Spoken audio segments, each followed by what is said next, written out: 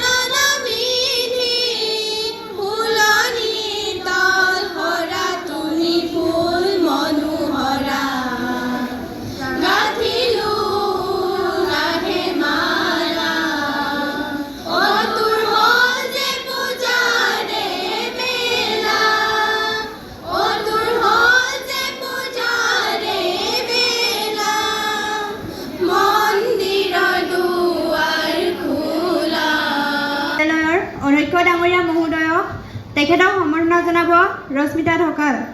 আচাৰ্য আমি তেখেতক মঞ্চত আহিবলৈ আমন্ত্ৰণ জনাইছোঁ।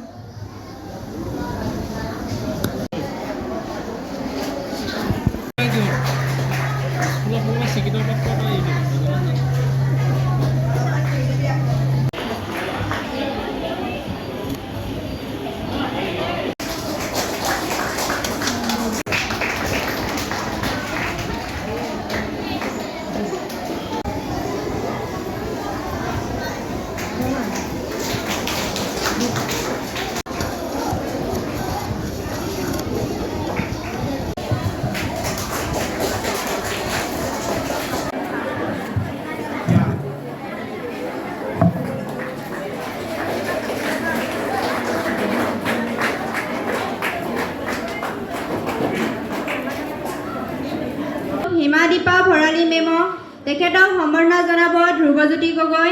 আমি তেখেতক মঞ্চলৈ আহিবলৈ অনুৰোধ জনাইছোঁ।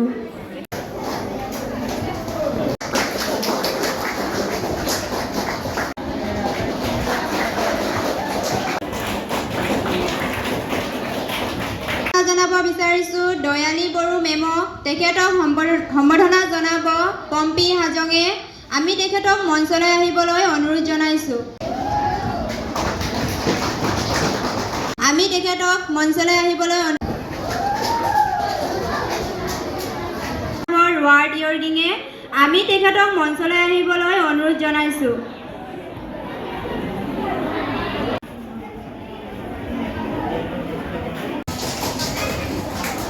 সকল লগতে মোৰ মৰমৰ ভাইটি ভণ্টি আৰু লগত বন্ধু বান্ধৱীসকল, পোনপ্ৰথমে মই মোৰ শ্ৰদ্ধাৰ শিক্ষাগুৰুসকললৈ শিক্ষক দিৱসৰ আন্তৰিক শুভেচ্ছা জ্ঞাপন কৰিছোঁ।